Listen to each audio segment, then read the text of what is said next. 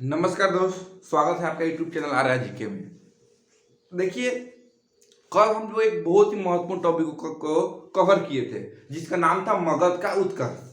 तो मगध का उत्कर्ष आपको बता दिया था और उसमें 3 गो वंश का शासक मैं बता दिया था। पहले कौन रहा था? हर्यक वंश, उसके बाद शिशुनाग वंश, उसके बाद नंद वंश। चलिए ठीक है, थोड़ा सा पीछे को थोड़ा सा देख के फिर आपको अच्छा से समझाते हैं। देखिए, मैं आपको इस मगध का उत्कर्ष बताने से पहले मैं ये बताया था कि उसके पहले क्या महाजनपद काल था।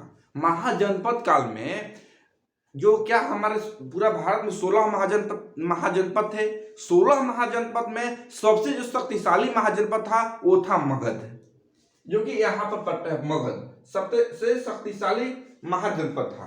और ये मगध का उत्कर्ष, इस पर कौन कौन शासन किया? तो सबसे पहला आया हर्यक वंश, शिशुनाग वंश और नंद वंश। नंद वंश तक आपको बता दिया। अब नंद वंश के बाद आता है मौर्य वंश। तो अब हम लोग देखते हैं कि मौर्य वंश की क्या भूमिका है। तो दोस्त, यहाँ पर किसका? नंद वंश का शासन चल रहा है और अब आता है मौर्य वंश। तो मौर्य वंश को पढ़ने से पहले थोड़ा उसके पीछे इतिहास में जाएंगे कि आखिर मौर्य वंश का स्थापना कैसे हुआ, ये हम लोग जानेंगे। ये जानिएगा तो यहाँ से बहुत सारे क्वेश्चन निकल कर आते हैं। तो देखिए, यहाँ किसका शासन चल रहा है? नंद वंश का। नंद वंश का शासन चल रहा है। ठीक, तो नंद वंश तक आपको मैं पढ़ा दिया हूं। पिछले वीडियो जो नहीं देखे, पिछला वीडियो देख लीजिए। अब यहाँ पर नंद वंश का शासन चल रहा है। अब क्या हुआ कि भारत में नंद वंश शासन चल रहा है और उधर एक सिकंदर थे। सिकंदर जो कि विश्व विजेता बनने के लिए भारत पर आक्रमण कर रहा है। तो आज का हमारा टॉपिक है क्या? सिकंदर। यानी कि मौर्य वंश का शासन चल रहा है नंद वंश का, यहां तक छोड़ देते हैं। पहले सिकंदर को देखते हैं कि मौर्य वंश का स्थापना कैसे हुआ, कैसे प्रवेश करता है भारत में, क्योंकि नंद वंश के शासन काल में ही ये घटना होती है। तो पहले सिकंदर को आज पढ़ लेते हैं। यानी आज का टॉपिक है सिकंदर महान। इसके बाद हम इसी से पता चलता है कि मौर्य वंश की स्थापना कैसे होती है। तो देखिए, सिकंदर महान, इसके पहले हम जानते हैं इसकी भूमिका। ये हमारा क्षेत्र हो गया, पाकिस्तान का क्षेत्र हो गया। ये पाकिस्तान का क्षेत्र हो गया। ये हो गया अफगानिस्तान का क्षेत्र हो गया। ये अफगानिस्तान, ये पाक हो गया, पाकिस्तान। ये हो गया अफगानिस्तान। सिकंदर ने विश्व विजेता बनने के लिए वो सोचता था कि पूरा भारत नहीं, पूरा देश पर मैं राज्य करूं, पूरा देश के विजयी पाऊं और पूरा देश पर मैं राज्य करूं। तो सबसे पहले जानते हैं सिकंदर की भूमिका जानते हैं, यानी कि सिकंदर के जन्म कब हुआ। तो दोस्त, सिकंदर के जन्म की हम लोग बात करें तो सिकंदर का जन्म 356 ईसा पूर्व में होता है। यदि सिकंदर का हम जन्म की बात करें, सिकंदर का जन्म 356 ईसा पूर्व, यानी सिकंदर का जन्म कब होता है? 356 ईसा पूर्व में इसका जन्म होता है। देखिए, सिकंदर के पिता का नाम हम जाने। सिकंदर का पिता,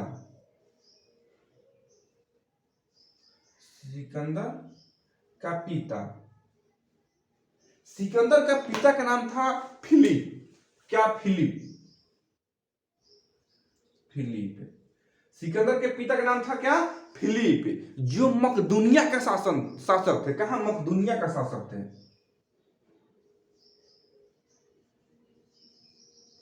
मकदूनिया के शासक थे। आज बहुत ही क्लास में मजा, एकदम फुल मजा आएगा दोस्त। बोलिए कि क्या मैंने हिस्ट्री पढ़ा है। आप वीडियो में बंद रहिए, इतना मजा आएगा ना कि आपको दिखाते हैं कि कैसे हिस्ट्री पढ़ी जाती है, कैसे याद रखा जाता है। रटने की चीज नहीं है, समझने की चीज है। एक बार समझ लीजिए, फिर आपके दिमाग से नहीं निकलेगा। कैसे, वो देखिए आगे। सिकंदर के पिता का नाम था क्या? फिलिप, जो कहां के राजा थे? मकदूनिया के राजा थे। अब देखिए, सिकंदर के पिता की मृत्यु हो जाती है। इसके बाद 329 ईसा पूर्व में सिकंदर का जो पिता है, सिकंदर का पिता इनका 329 ईसा पूर्व में मृत्यु हो जाती है। सिकंदर के पिता जो थे फिलिप का 329 ईसा में मृत्यु हो जाती है और सिकंदर खुद वहां का राजा बन जाता है। तो यहां से क्वेश्चन कितना निकल गया? सिकंदर का जन्म पूछे 356 ईसा पूर्व में, सिकंदर के पिता फिलिप थे, जिन नाम था, जो कि मकदूनिया का राजा थे। और सिकंदर का पिता का 329 ईसा पूर्व में मृत्यु हो जाता है और सिकंदर खुद राजा बन जाता है।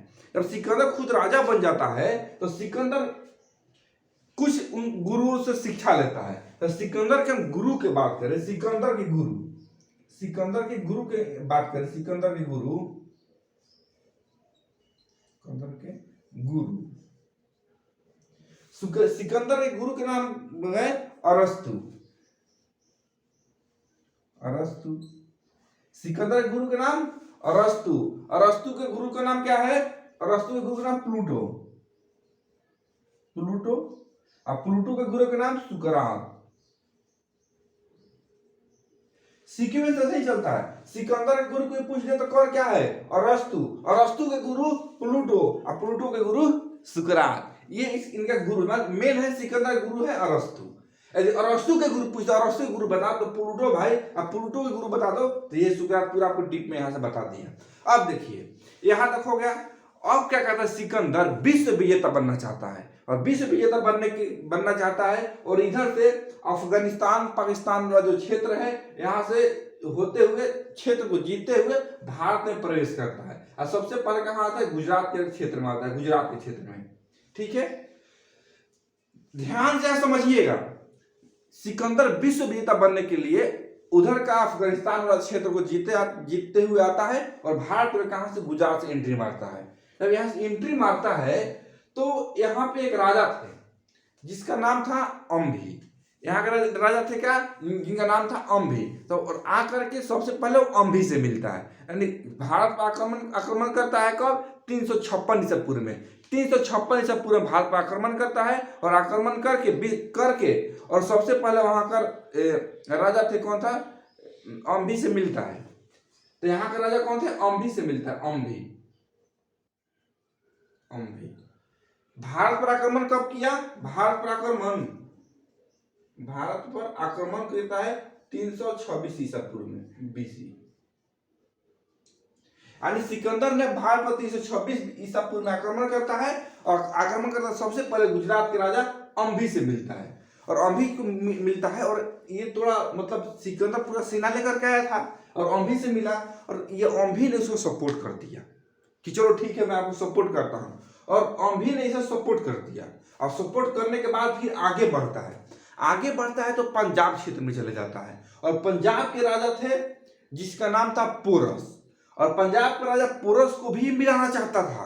उस सिकंदर सोचता था कि जितने छोटे छोटे राजा थे पहले मैं उनको मिला लूं। तो उसके बाद कहा राजा पोरस से मिलता है। तो राजा पोरस उसको साथ नहीं देते हैं तो उनसे लड़ाई होता है झेलम नदी के तट पर।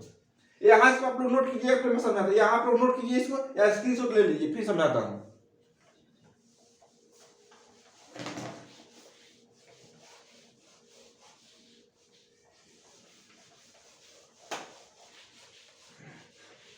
पंजाब के राजा पोरस से मिलता है। वहां जाने का फिर पंजाब के राजा पोरस से मिलता है, पोरस से। और पोरस को बोलता है कि आप मेरे को सपोर्ट कीजिए। तो लेकिन पोरस के राजा ने सपोर्ट करने से इन्हें मना कर देते हैं। मना करता है तो वही भाई मना कीजिएगा तो लड़ाई करना पड़ेगा। तो फिर पंजाब के राजा पोरस और सिकंदर के बीच लड़ाई होती है। कहां? पंजाब के राजा थे जो पोरस और सिकंदर के बीच झेलम नदी के तट पर लड़ाई होती है। झेलम नदी के तट पर युद्ध होता है। किसके बीच भाई? तो इधर होता है सिकंदर और इधर होते हैं राजा पोरस। अब भाई देखिए, क्योंकि ऑलरेडी सिकंदर को तो राजा अम्भी ने सपोर्ट किए हैं और बेचारा हो जाते हैं पोरस अकेले और यहाँ पर पराजित कर देता है। तो कोई चलो पराजित हो जाते हैं। और झेलम नदी के जो तट पर युद्ध हुआ ना, झेलम जो तट पर नदी पर जो युद्ध हुआ था, यही झेलम नदी का जो युद्ध हुआ इसको हाइडे स्पीड युद्ध के नाम से जाना जाता है। क्या? हाइडे स्पीड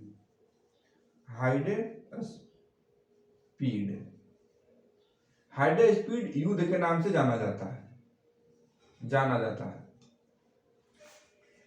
तो समझ में आ गया कहानी दम कहानी सुन लीजिए, कहानी माइंड में बैठ गया, हो गया टॉपिक खत्म, एक भी क्वेश्चन नहीं छूटेगा।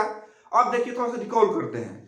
यानी गुजरात से एंट्री मारता है सिकंदर, तो सबसे पहले अम्भी से मिलता है, अम्भी को मिला करके आगे बढ़ता है। उसके बाद पंजाब के राजा पोरस से मिलता है, पंजाब के राजा पोरस उसको सपोर्ट करने के लिए मना करते हैं। तो लड़ाई होती है झेलम नदी के तट पर, किसके, सिकंदर और पोरस के बीच में झेलम नदी के तट पर लड़ाई होती है। वहां पे राजा पोरस को हरा देता है। झेलम नदी के तट पर जो लड़ाई होती है उसे हाईडे स्पीड युद्ध के नाम से जाना जाता है। क्लियर है? अब देखो दोस्त, तीन बात यहां से निकल के आता है। एक तो यहां से सिकंदर एंट्री मारता है और भारत आक्रमण कर रहा है, इधर नंद वंश का शासन चल रहा है, और यहाँ एक जगह है जिसका नाम है तक्षशिला। यहाँ एक जगह है जिसका नाम है तक्षशिला, जो कि अभी पाकिस्तान क्षेत्र में पड़ता है। और तक्षशिला के एक प्रधानाचार्य थे जिसका नाम था कौटिल्य। या तो कौटिल्य बता दो, या तो चाणक्य या विष्णुगुप्त, तीनों एक ही सेम ही एक ही नाम है। तो यहाँ का राजा कौन थे? कौटिल्य। या चाणक्य फेमस, चाणक्य लिखते हैं, चाणक्य। अब देखिए ध्यान से कहानी को समझिएगा, सीक्वेंस को, फिर बहुत मजा आएगा। यानी सिकंदर ने एंट्री मार करके इसे तहलका मचाने की कोशिश कर रहा है, और इधर नंद वंश का शासन चल रहा है, जिसका नंद वंश का उस टाइम में शासक थे जो घानानंद थे। यानी मगध में नंद वंश का शासन चल रहा है, घानानंद यहाँ पे शासन कर रहा है, इधर सिकंदर एंट्री मार रहा है, और इधर तक्षशिला का जो विश्वविद्यालय था उसका प्रधानाचार्य थे वो थे चाणक्य, और सभी लीला को उसने देख रहे हैं। अब थोड़ा इनके बात चलते हैं, इसको यहाँ तक छोड़ देते हैं, फिर कहानी आपको बिल्कुल समझ में आएगा। यानी ये तो यहाँ पर युद्ध हो रहा है, हाईडे स्पीड का युद्ध यहाँ पे युद्ध चल रही है, और यहाँ पे नंद वंश का शासन चल रहा है, और यहाँ पे चाणक्य पूरी खेल को देख रहे हैं। वो देख रहे हैं चाणक्य कि भाई ऐसे कर रहा है सिकंदर, तो पूरा भारत पर वो तो आक्रमण कर लेगा, जब भारत पर आक्रमण कर लेगा तो हो जाएगा तहस नहस। क्यों? क्योंकि कौटिल्य थे, वो जो थे, जो चाणक्य थे, वो भारत को एकजुट बनाना चाहते थे, एक अखंड भारत का निर्माण करना चाहते थे। क्योंकि हमारा भारत पूरा 16 महाजनपद में बट गया था, अलग अलग टुकड़ों में बट गया था, तो सबको मिलाना चाहते थे, एक अखंड भारत को निर्माण करना चाहते थे। लेकिन बीच में बाधा आ गया सिकंदर। अब सिकंदर को देखे कि तहलका मच रहा है, अब हम क्या करें भाई? तो उस टाइम 16 महाजनपद में सबसे शक्तिशाली था कौन? मगध, और उस पर नंद वंश का शासन चल रहा था, और शासक थे घानानंद। चाणक्य सोचे कि एक ही रास्ता है, कि सोचे चाणक्य पहले हम चलते हैं कहाँ? नंद वंश यानी मगध में, और वहां जो शासक थे घानानंद, जो सबसे शक्तिशाली है, वहां उनसे मिलते हैं और पूरी बात बताते हैं। चाणक्य ने, कौटिल्य ने यहां से दौड़कर आ गए यहाँ पे नंद वंश के पास। कौन? कौटिल्य, चाणक्य आ गए। चाणक्य कहा? नंद मगध में आ गए, और मगध में आकर के और नंद वंश के जो शासक थे घानानंद से मिलना चाहते हैं। और घानानंद जो शासक था मगध का, वो बहुत ही मतलब नृत्य के बहुत आशिक थे, बहुत नाच देखना, दारू पीना, थोड़ा मतलब एंजॉय करना बहुत शौकीन थे। तो आए कौटिल्य मिलने के लिए, चलो भाई घानानंद से मिलकर पूरी बात बताता हूं, ताकि शक्तिशाली है मगध, तो ताकि हम लोग उसे विजय पा सके सिकंदर के ऊपर, वो आक्रमण न कर पाए। आया मिलने के लिए चाणक्य ने मिलने के लिए आया कहा? मगध में घानानंद से, और आकर के बोलता है, जो वहां का जो मंत्री था, मंत्री से बोलता है कि भाई मेरे को घानानंद से मिलना है। तो मंत्री ने बोला ठीक है मिलाएंगे, वेट कीजिए। 2 दिन तक वेट कराया, 2 दिन तक चाणक्य को वेट कराया था, लेकिन मिलने नहीं दिया। यहाँ ध्यान से देखिए, यहाँ पे अच्छा से लिखता हूं, बहुत मजा आने वाला है। चाणक्य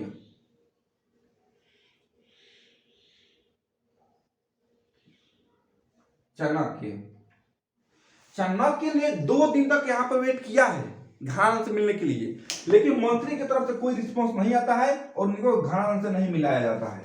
अब सोचिए कि जहां एक विश्वविद्यालय के गुरु है, वो भारत को एकजुट करना है कि अखंड भारत बनाना चाहता है, इसके लिए मिलना चाहता है घानानंद से, और 2 दिन तक बैठाया, मिलने नहीं दिया। गुस्सा हो गया चाणक्य कि साला मैं आ रहा हूं यहाँ मिलने के लिए, और मेरे को मिलने नहीं दिया जा रहा है। सुबह सुबह दरबार लगी थी, नृत्य गान चल रहा था, घानानंद दारू पी रखी थी, चल रहा था बहुत अच्छा से प्रोग्राम, और 2 दिन के गुस्सा हुआ था, वो डायरेक्ट दरबार में घुस गया।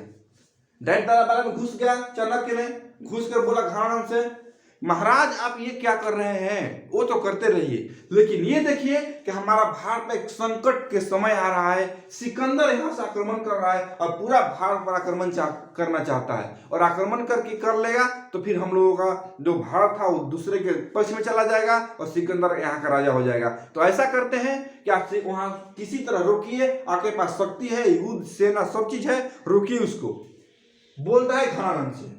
लेकिन घनानंद तो नृत्य में बिजी है, मजा कर रहा है, दारू चल रही है, नृत्य गान चल रही है, डांसें चल रही हैं, वहां पे एटीट्यूड था घनानंद के पास। घाण के पास एटीट्यूड था कि मेरे को कोई कुछ नहीं कर सकता है। बोला ए बुढ़ा तू यहां से चले जा, बाहर चले जा, कोई भी मेरे को बाल भी बांका नहीं कर सकता है, तू मेरे को सलाह देने आया है, निकल जा यहां से। डांट करके भगाता है चाणक्य को। कौन? घनानंद ने। घनानंद ने डांट कर भगाता है घनानंद। लेकिन चाणक्य फिर से रिक्वेस्ट करता है कि मेरे बात को समझिए। वो गुस्सा हो जाता है और गुस्सा होकर अपने सैनिक को आदेश देता है इसको पहले बाहर निकाल बुढ़ा को यहां से।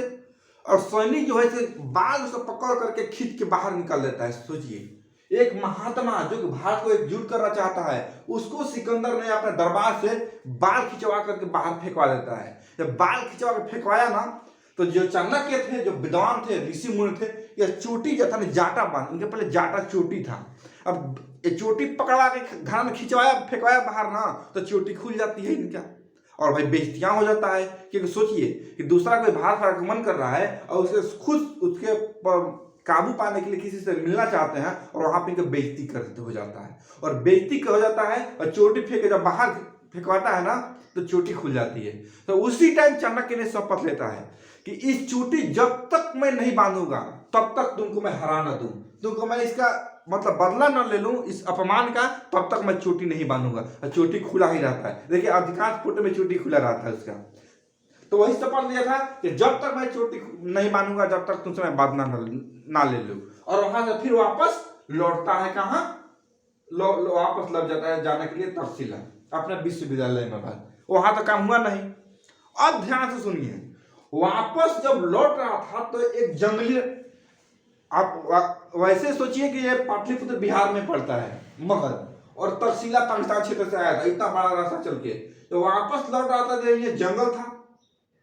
जंगल में देखा कुछ शिकारी शिकार कर रहे हैं।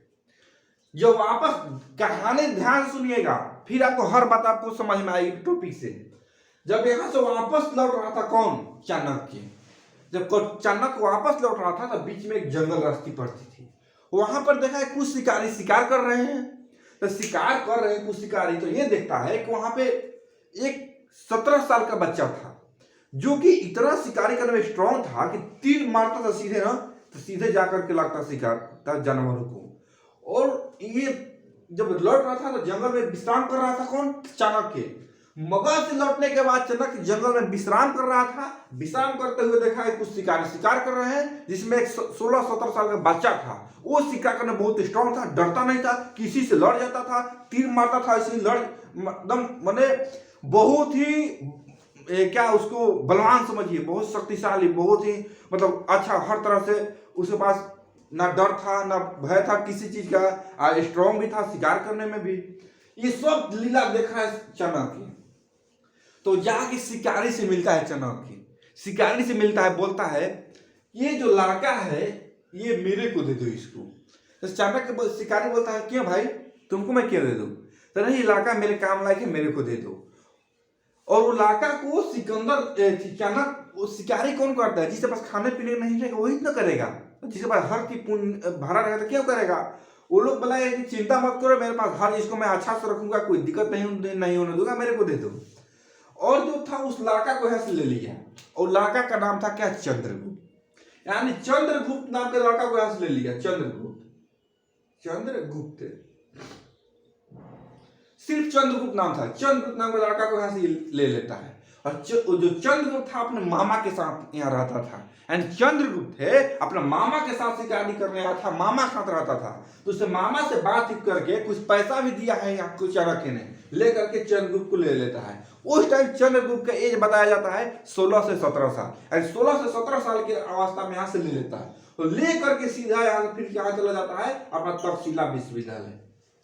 तक्षशिला विश्वविद्यालय चला जाता है और वहां पे चंद्रगुप्त को बहुत सारे शिक्षा देता है, पढ़ाता है, ज्ञान देता है, बहुत सारी शिक्षाओं देती है। लेकिन साथ में इसको सिकंदर पर भी काबू करना है और सिकंदर यहाँ से युद्ध अब यहाँ पर छोड़ देते हैं, यानी सिकंदर खान से मिलकर के वापस आ गया अपना तक्षशिला विश्वविद्यालय में। और इधर जो सिकंदर जो है यहाँ से लड़ने के बाद सीधे यहाँ पर आ जाता है ब्यास नदी के पास। ब्यास नदी के पास आ जाता है और सिर्फ ब्यास नदी के पास करके और भारत में इन करना चाहता है। तो देखा यहाँ से कोटी ने देखा कि तो भाई सिकंदर ब्यास नदी पार कर जाएगा तो फिर पूरा सेना लेकर पार कर देगा तो ये काबू पा जाएगा। तो ये यहाँ से जो चाणक्य था इसके पास ज्यादा तो सेना था नहीं कुछ विशेष, तो इसने काबू पाने के लिए कि सिकंदर ब्यास नदी क्रॉस न कर पाए, काबू पाने के लिए चाणक्य ने एक अफवाह फैला दिया, बोल दिया है यहाँ पे इसको सिकंदर को कि देख भाई जो भारत है ना देवी देवताओं से संपूर्ण है, देवी देवता का प्रकोप है और ये यहाँ पर है कि जो लोग बिना किसी का मर्जी से, युद्ध के मर्जी से या आक्रमण की मर्जी से कोई भी ब्यास नदी पार करेगा वो देवी देवता का प्रकोप है, वो बीमार हो जाएगा, वो मर जाएगा, अंधा हो जाएगा, वो उसका अंग इधर उधर हो जाएंगे, विकलांग हो जाएगा। ऐसे ऐसे अफवाह फैला दिया, सिकंदर को बोल दिया ये चाणक्य ने। सिकंदर भाई चुप रहो, कोई कुछ नहीं होता, मैं ये सब नहीं मानता, हम लोग आक्रमण करेंगे। और बोलने के बाद जो सिकंदर के चाणक्य के पास जो चंद्रगुप्त जो लेकर चला गया, कहाँ? सिकंदर के तक्षशिला में जो लेकर रखा था ना सिकंदर को, तो सिकंदर जो चाणक्य था वो चंद्रगुप्त यहाँ पर ऑलरेडी रखा था तक्षशिला विश्वविद्यालय में। और चंद्रगुप्त को एक क्या करता है ना कि यहाँ पे सिकंदर को एक सेना का मारवा देता है। कौन? चंद्रगुप्त में सिकंदर को एक सेना का मार देता है और उसका खुद उसका जो वर्दी था वो पहन लेता है और वर्दी पहन के सेना में ढुक जाता है। चाणक्य ने बोला किसका? चंद्रगुप्त से कि जाओ एक सेना को मार करके उस सेना में ढुक जाओ। और चंद्रगुप्त ने मार करके एक सेना को और खुद सिकंदर की सेना में ढुक जाता है और ढुकने के बाद क्या करता है कि बीच बीच में खाना में उसको जहर मिलाना स्टार्ट करता है। और वैसा जहर था, कौन? चाणक्य दिया था चंद्रगुप्त को कि जाओ खाना में जहर मिला दो। और वैसा जहर था कि खाने के बाद उसी टाइम नहीं मरेगा, 4 दिन के बाद मरेगा। कुछ आदमी अलग टाइप का जहर था कि 2 दिन बाद अंधा हो जाएगा, कोई लोग विकलांग हो जाता था। ऐसा ऐसा भयानक बीमारी फैलने लगी। फिर सिकंदर का सेना बोला कि अरे ये तो गड़बड़ है, यानी वो तो महात्मा सही किया कि यहाँ देवी देवता का प्रकोप है, जाने से पूरा बीमारी हो जाएगा, यानी मर जाएगा, तहस नहस हो जाएगा। अब देखो हम लोग, कोई मर रहा है, कोई अंधा हो रहा है, किसी का हाथ पैर टूट रहा है, कोई मर जा रहा है, हम लोग ब्यास नदी क्रॉस कर रहे थे तो। और ऐसे ही अफवाह हो गया, ये तो खाना में जहर मिला रहा था, चाणक्य भेजा था उसको, और ऐसे अफवाह फैल गया सेना में सिकंदर का। और सेना ने यह अफवाह देख करके और सही में खाना में जहर मिला दिया तो वैसे होने लगा। तो वहां से जो था ब्यास नदी से सेना जो था पार करने से मना कर दिया। और सिकंदर जो था, जो सेना ब्यास नदी पार करने से मना कर देता है, वो वापस लौट जाता है। ठीक, अब सोचिए को वापस लौटता है तो क्या होता है? वापस लौट जाता है, यानी चाणक्य ने तो यहाँ पर तो काबू पा लिया किसी भी तरह से दिमाग लगा करके, और यहाँ से वापस लौट जाता है। वापस जब लौट जाता है तो ब्यास नदी पार करने से मना कर देता है और सिकंदर यहाँ से वापस लौट जाता है। इसको आप थोड़ा इसको समझने के लिए स्क्रीनशॉट लीजिए। थोड़ा मैं पानी पी लेता हूं, फिर आपको मैं आगे बताता हूं।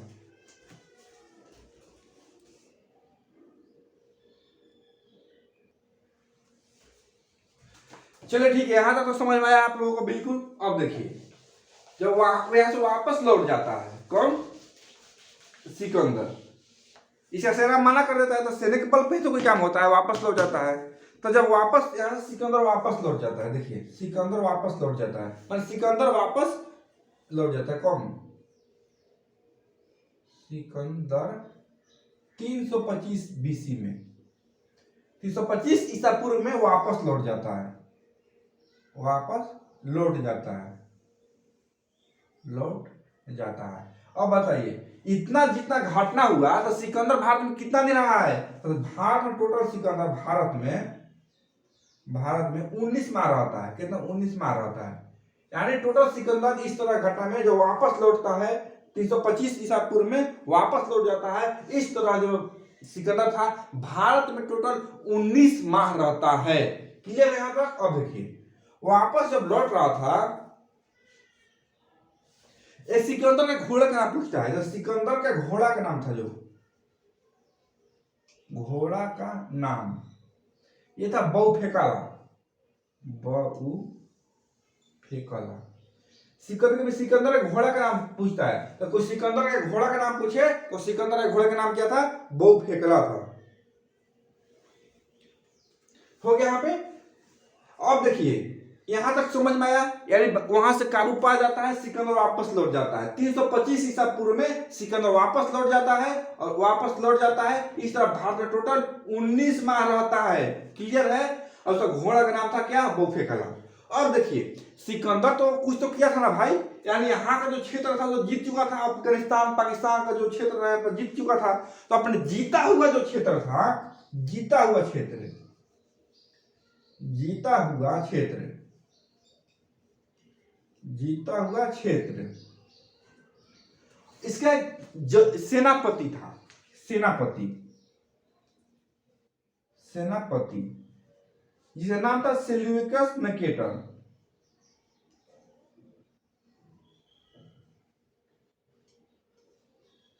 सेल्यूकस निकेटर, यानी अपना जीता हुआ क्षेत्र अपने सेनापति सेल्यूकस निकेटर को सौंप देता है। यानी यहां से जितना भी क्षेत्र जो जीता था सिकंदर, वो जितना भी क्षेत्र यहां से सिकंदर जीता था, वो पूरा जीता हुआ क्षेत्र किसको? अपने सेनापति सेल्यूकस निकेटर को सौंप देता है, और सौंप करके चले जाता है। अब देखिए यहां से क्वेश्चन कैसे निकलता है, तो सिकंदर जो कब लौटा भाई? तो 325 ईसा पूर्व में। भारत में कितना दिन रहता है? तो 19 माह रहता है। घोड़े का नाम क्या था? बहुफेकला। और उसका सेनापति का नाम क्या था? तो सेनापति का नाम पूछे तो सेल्यूकस निकेटर। अब देखिए इसका एक और सेनापति था, जलीय सेनापति। जलीय सेनापति, सेनापति जलीय सेनापति नाम था, जिसका नाम था निर्याकस। निर्याकस। सिकंदर कितना सेनापति? 2 सेनापति। देखिए जो थल से जो युद्ध करता था उसका नाम था सेल्यूकस निकेटर, जो जल के माध्यम से युद्ध कराता था उसका नाम था निर्याकस। देखिए निर्याकस।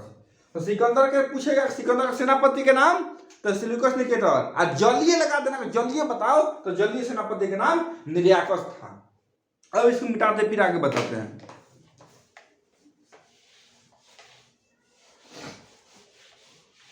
जब यहां से सिकंदर वापस लौट रहा था,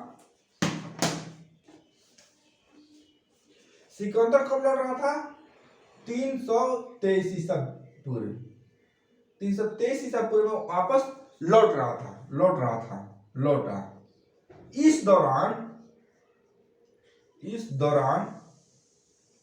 सिकंदर की मृत्यु हो जाती है। मृत्यु हो जाता है। कहा जाता ये है कि जब यहां से सिकंदर जो वापस लौट रहा था ना यहां से ब्यास नदी से, तो पहले तो आक्रमण कर रहा था, आक्रमण करते हुए आ रहा था, और यहाँ सेना भी कुछ मारे गए, कम हो गए, कुछ मर गए, बहुत सारी कमियां आ गई। तो जो लूटते हुए सिकंदर आ रहा था ना, तो भाई अब मान लीजिए कोई आपके गांव में कोई लूटपाट करने आया, लूटपाट कर लिया, तो क्या उसको क्या आप खिलाफ? तो बिल्कुल होंगे, उसके आप खिलाफ होंगे। तो जब वहां पर लूटपाट करते आ रहा था तो उस टाइम वो लोग खिलाफ था, उस टाइम में जानता, वो लोग खरोष्टी जनजाति के लोग थे। कौन लोग? खरोही जनजाति लोग थे। जो वापस लौट रहा था उसी रास्ता से, तो देख लिया, अरे वो तो वही है जो हम लोगों को लूटपाट करते हुए गया है। और ये देख कर वो लोग जो जनजाति लोग थे वो सिकंदर को फिर मार देता है सब, क्योंकि लूटते पुटते आ रहा था, वो लोग जो गुस्सा था, इधर वापस जाते समय पकड़ में आ गया, वो लोग सिकंदर को मार देता है। इस टाइम 323 ईसा में जब लौट रहा था, इस दौरान उसकी मृत्यु हो जाती है। यहां तक क्लियर सब लोगों का? एक सिकंदर का माता का नाम पूछता है। सिकंदर का माता ओलंपियाज।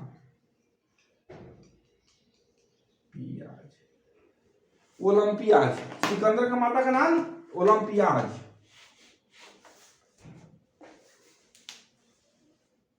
सिकंदर का माता ओलंपियाज।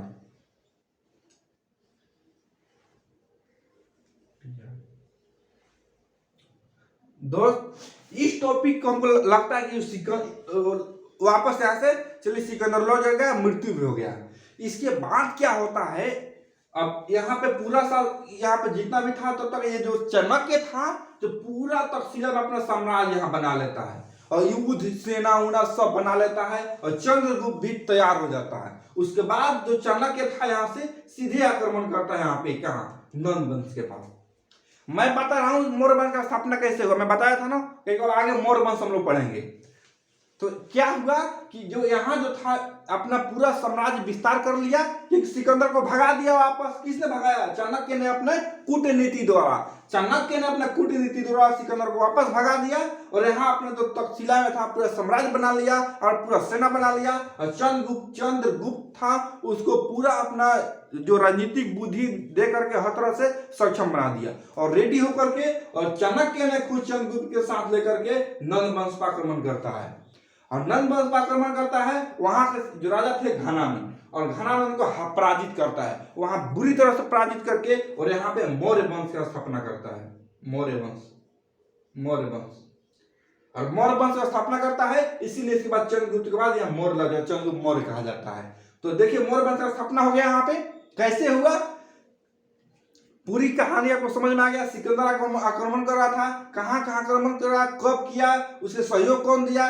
फिर तक्षशिला के जो प्रधानाचार्य थे कौन, चाणक्य, उसने फिर अपनी कूटनीति द्वारा सिकंदर को वापस भगाया और चंद्रगुप्त ने अपने साम्राज्य को तैयार किया। और जो चोटी खुला हुआ जो अपमान का जो बदला था, फिर वापस यहाँ पर आक्रमण करता है कहाँ, यहाँ नंद वंश जिसमें घनानंद का शासन चल रहा था, और वापस यहाँ पर आक्रमण करता है घनानंद के पास और अपना अपमान का बदला लेता है कौन, चाणक्य। और चंद्रगुप्त मौर्य यहाँ पे आक्रमण करते हैं, नंद वंश को हराता है। चाणक्य अपना अपमान का बदला लेता है और घनानंद को हरा करके यहाँ मौर्य वंश को फिर चंद्रगुप्त मौर्य ने मौर्य वंश का स्थापना करता है। तो चलिए ठीक है, मौर्य वंश का स्थापना मैं करा दिया, यानी कि नंद वंश शासन चल, नंद वंश के बाद मौर्य वंश आया। मौर्य वंश कैसे आया पूरी कहानी आपको बता दिया, मौर्य वंश आने के पीछे कहानी क्या थी।